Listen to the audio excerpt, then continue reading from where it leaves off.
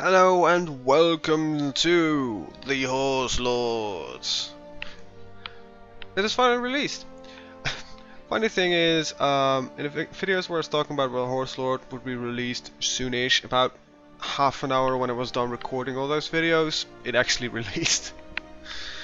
So yeah, this is actually my second attempt at recording this. I thought it would be interesting to start with Volgar, and it was not really that interesting. We got attacked by Mordavia and I think Mari, something around here, and we got involved in all kinds of shit, and we had no chance to stabilize even before we died off. So yeah, so I'm gonna start at something completely different here. First of all, I will show you a little bit about what's new. It's the government button here. You can see what kind of government exists. So that we've got feudal, which is your basic European method. There's tribal, which came in the Way of Life patch / expansion, which gave you the option to become a merchant republic or a stay here, camera, merchant republic or a feudal kingdom. You can create your own kingdoms from scratch, all that kind of stuff. If you had enough holdings, you could create a kingdom. And all that kind of good stuff. And of course now there is new, it's the Nomadics. I've played a little bit of this even before the recording session, and they are pretty damn amazing. They offer quite a few interesting new mechanics. As such, my original plan was to play as a tribe around this region here and just, you know, create our own true kingdom. But because of how different the Nomadics are, we'll play as one of them. So right over here we'll become part of Uyghur, and I'm not going to play as the liege. I think I'll take one of the other tribes. There are three not tribes, clans. I really need to learn to call it clans. So there's this clan here, and this borders these three provinces, which is our emperor. And there is this guy here, and there's this guy here. We'll be taking this guy. He's a 3 strength, which is this guy, I think. Yes. And we'll, of course, design our own ruler. Now, I don't know if when the Mongol invasion event kicks in, if this gets overrun immediately. I will see. And can we have an awesome beard? That's the most important thing. I'm afraid not. This is what we gotta do. We'll work with it. We'll keep the ethnicity, and we'll, of course, change this a little bit. Something far more... Oh, that's it. That's it. That's... Oh, I was hoping for something more interesting, but apparently there's nothing there. We'll take the fire, we'll take the white background and make it red. That looks like we could be it. Alright, so we'll call ourselves Dimosa like usual. And let's see, is there anything interesting here? Yakalakar, Tapmish. What? Uzumuku? Het is Kuluk Ugurli? Yogurt. Uzur Yakalakar Akun Tapmish. Nah, we'll take our own. We'll take the Sarian. To be able to pronounce my last name, for fuck's sake. Alright, so we'll create ourselves. We'll be stressed, depressed, wounded. Don't worry. We'll be quick. We'll be strong. We will be... What's gluttonous? Yes, gluttonous. Deceitful. Let's see, not arbitrary. Cynical. Cruel. I believe this was what I wanted to do. Yes. Close. Alright, there we are. Now, you might think, how the hell do you do that quickly? Well, I've made this character before. And I'm basically using a carbon copy of it. Alright, finish. Let's do this. I'll introduce this video a little bit as a... I will treat this video as an introductory video to the series. also to explain some of the new features which you're looking at right now. Right, so here we go. Here we are. We are a king, of course. Immediately, our liege is a emperor. There's these new portrait borders, which you can quite easily see what's going on. So yeah, to start off, we have something new like this. There is nothing here. These provinces are empty. There's nothing in them. Only in your capital province there is a so-called town, and there you can build a lot of buildings in these actually, which is really amazing. So with this you get all your stuff like population growth, which I'll get into later. Technology spread, trade post limit, I'll get into that later as well. Clan sentiment and everything. So yeah, that is one difference. You only have one holding you need to build in, which is kind of good. The new trade window here, it's different. It's no longer a separate tab. You can just have it here, which is kind of cool. I haven't looked at that fourth thing though, but it seems that it is a new thing, and I cannot talk much about it because I don't know anything about it. So that's one. So this window is new. This is our clan. Well, our clans technically. So there are 3 clans currently existing in our nation. One, us, Dressarion. We've got Akun, which are these guys over here, these provinces, which are, and then there is our liege, which is in these upper 3 provinces. And you can have individual wars, blood feuds, all that kind of stuff. You can even have blood feuds. Blood feuds is basically some sort of alliance forged by blood and not by marriage, which will actually give some very interesting opportunities. There's a total population of the old clans combined. There is the number of clans, which is determined by nomadic counties. Now, a nomadic county is it took me a while to properly understand this. This is a nomadic county. What makes it a nomadic county? There's nothing in it. Nothing. This is not a nomadic county. Even if I conquer it, this will become the primary holding instead of this, because we are not feudal. We don't do anything with it. It is not considered a nomadic county. Now, the amount of clans is determined, as you see in the lower. I cannot move my mouse to it. Sometimes I want a second mouse, but there's max number of clans is 3. It's 1 plus 11 divided by 5. 5 is the total amount of desired counties per clan. Every clan in the current system of clans, the conglomerate of clans, our empire. We'll call it an empire. It's a lot easier. Every clan wants at least 5 counties. So if you had 20 nomadic counties in the realm, there would be a desire for a 4th clan, and this is something that our emperor needs to do. We cannot take a decision to do anything with that. So that's that. We've got our religion, which we are the Manichin,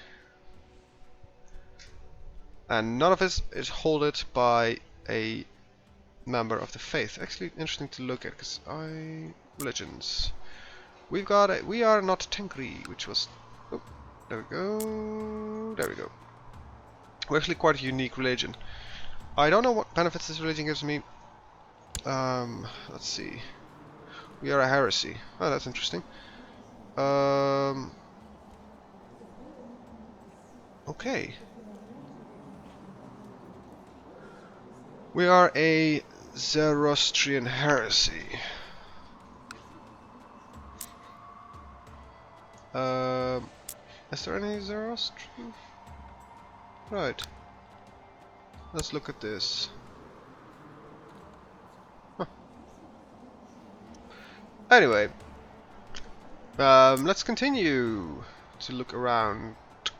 What's also new is the minor title window. This gives us a lot better overview for what titles we can give away and that kind of stuff, which is kind of amazing. What's also new? I don't know if this is just for nomads or not, but as you can see, we have no people here. We can only assign ourselves, and when we look at our court, there are at least 6 others here, and well, at least 3 of them are males. Why can I not lead the army? Well, you need to have the commander assigned. Alright, so we're not going to do that just yet because I want to hire a few more people. I want 2 holy men, a couple of nobles, and we'll promote 1 commander. And, well, this is also a new mechanic. Let's take a warhorse while we're at it. We'll call him Dragon. It's because it's an awesome name. So let's get on to our council. Most people don't like me, which is not a good thing. We'll choose everybody with the highest stats and we'll assign them. Now, thing is, we might be a king right now. We do not generate and will not generate any technology points like normal feudal and tribal lords do. And researching tech, as far as I could see, does not really help in any way whatsoever. So we'll just let them do something else. We can perhaps study technology in... Oh, it's too far away. So we'll just build a spy network, we'll oversee construction, we'll train warriors, which gives us a manpower growth, and we'll improve clan sentiment with our liege. Clan sentiment, of course, is this here. They don't like us because of our low prestige. Okay, that's that. So now we'll go to the minor titles. We'll assign commanders. He's a 12. He's a 10. Not that bad. We need 1 more flank. This one is empty. I thought I just assigned my commanders. Minor title window, you can by the way find under your council window. Minor title. Yeah. Perhaps the game does not pick up on it yet. We have no Jagabus we can do. We have some Ishats we can assign. This gives the people that truly hate me some more likings towards me. There we go. Somebody who is considered, well, you're not even in a position to be of any good. So we'll not give it away just yet. Alright, let's go to some stuff which is quite known. We'll get married. We'll pick a focus, which will be hunting, because the 1 health. Gives me some time to do some stuff. We'll look for a wife. Anything good in here? She isn't. She's not that bad. Well, that's it. She's the best we can get, I think. She's a lowborn, so we'll lose even more prestige. Oh, great! But you know, you're gonna marry somebody. I think I've. Oh, right. I forgot 2 more things. These 2 numbers here are new. And this is more akin to how manpower resupplying works in the EU4. We've got our total population count. There are 3,000 people in my personal clan, in our clan, in Clan Desarian. Of a maximum, we can sustain 9,250, which is important. That maximum, which it has some use. Okay, so that will grow about 60 per month. This is our manpower, which is, well, highly similar to how manpower works in EU4. Basically, this is how we supply our troops. We do not get some new soldiers out of some mythical spawning pool that does not exist, and they just resupply every single month, which should represent population. But we now really have a manpower pool, and this gets supplied from the population, and this is needed to build armies. We don't have any levies, and we'll never get many. You see, we got a levy of 0, and when we look at the buildings, you see that our cavalry, morale of armies, taxes, but nothing really says, well, you get more levy. Why not? Because we don't really have any levy whatsoever. There is some, well, garrison size, amazing, but that's just, you know, the home defense. That's not the levy. We gain army through the horde mechanic, which replaces the retinue for nomads. We can basically spend money and or prestige to gain a standing army, a retinue army. Now, to build one of these, you need at least 250 manpower. It's that simple. Any loss we gain here will be supplied from that 200 manpower, which will increase every month, as long as no soldiers need to be resupplied. We need to resupply armies with more able men. Or women. I have no clue if these nomads had female soldiers. I don't know. No clue.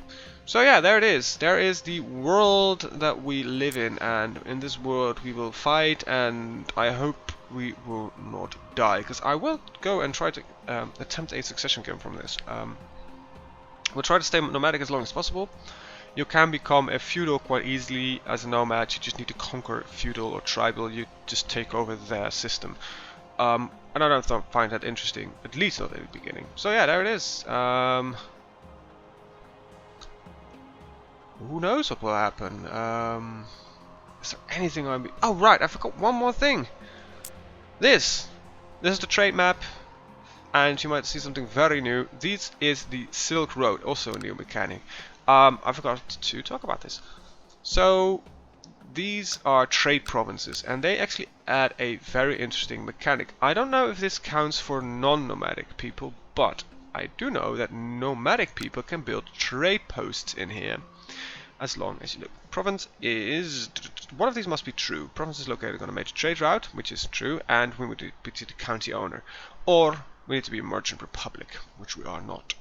So now, even though we are not a merchant republic, we can build trade posts, which will generate us more money. And I think that is it, just out of the top of my head. Yes, I think that is it. Now, I will be honest, I've only played a little bit around with the nomads. I haven't looked at any other changes for feudals or tribals. There are patch notes that say all the main features. I think I've mentioned all of them. And yes, I want to thank you guys for watching, and see you guys next time when we will properly kick off this Let's Play. Have a very good day. Bye bye.